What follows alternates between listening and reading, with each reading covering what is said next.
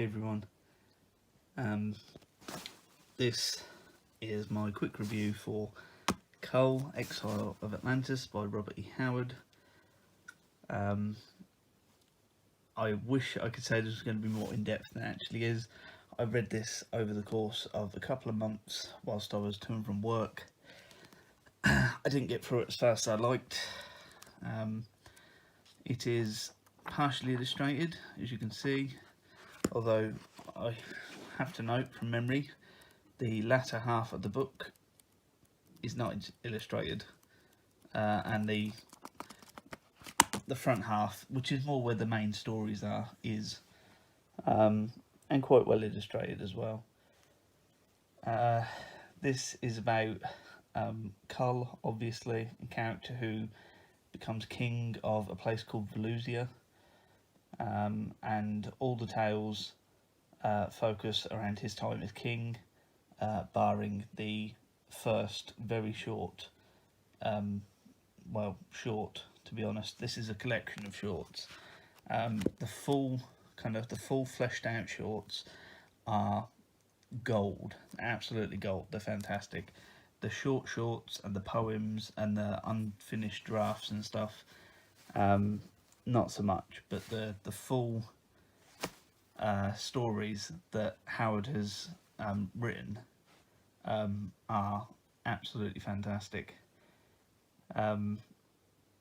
Some are more focused than others, so you get more of the world of Kull, and some are just some are awfully random, I'm afraid, but not necessarily bad. Of the full stories, only one of them, the very last one, which featured a character called Bran, I didn't understand that story at all, and it also seemed to bridge this fantasy world and reality, to make it sound like Howard had written all this in a kind of, this is what happened before prehistory,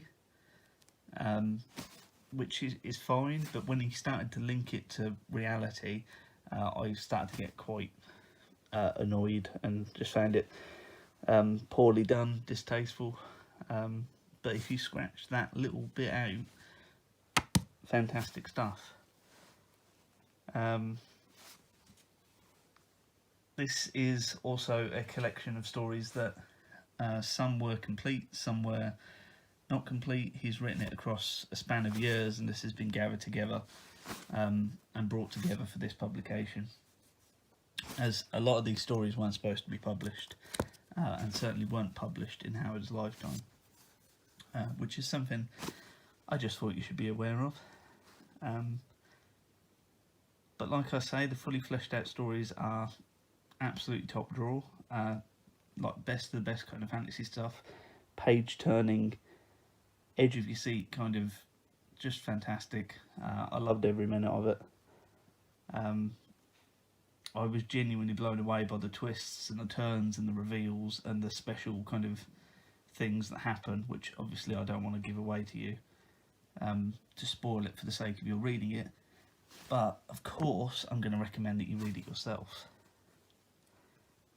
Kull himself as a character is a warrior king, perhaps more warrior than king, as he seems to be quite bored with being king, and he wants to kind of go back to his days where he had to fight more on a daily basis, and like that seems to kind of influence his decisions as king as well, just a little bit. But I did, reading this, I did get a sense of kind of Game of Thrones, and this obviously precedes Game of Thrones by quite some years. So if you in any way liked the early part of the series, or maybe the books, which I haven't got around to yet, then again I recommend Kull, Exile of Atlantis for you. In these stories he faces all sorts of fantastic and fantastical things. He's got conspiracies, he's got monsters, he's got other dimensions, or potentially other dimensions, and pretty much every single one is a fantastic little thrill ride. It's so well written, It's just this is my first Robert E. Howard experience, and I was absolutely blown away by the writing. And in amongst it all, what really sets Kull apart is that he's warrior, king, and philosopher. And the philosophy and the questioning of life and reality and all this kind of stuff is kind of woven in this fantastically natural way, which, to my understanding, was just how Howard had reached a part of his life where he was questioning reality and reading philosophy and so on. And he's just put it smack into the middle of a fantasy story, and it works so well, or it did for me anyway. I could kind of understand if maybe that's not your thing, but this is the first time I've ever found philosophy interwoven into fantasy in this way, and I was genuinely thrilled reading it. That doesn't quite cut to the unfinished drafts and the poetry that's thrown in here haphazardly, but different strokes for different folks, so maybe you'll like it. If you do, you can of course let me know. The only story I say like at the end was the one with Bran. That was just, it was such a mistake because it was the end as well, like the last official story, and I don't know, it just didn't need to be there. And speaking of things that didn't need to be there, if you're reading this, do not read the introduction. The introduction is, as almost ever, a complete waste of time. It's written by the people that brought this collection that know every detail about this character, and like they just throw all these terms at you, and it's so off-putting. Because I came off a book that I didn't really like before reading this, and I read the introduction and I was absolutely gutted because it just made it sound awful.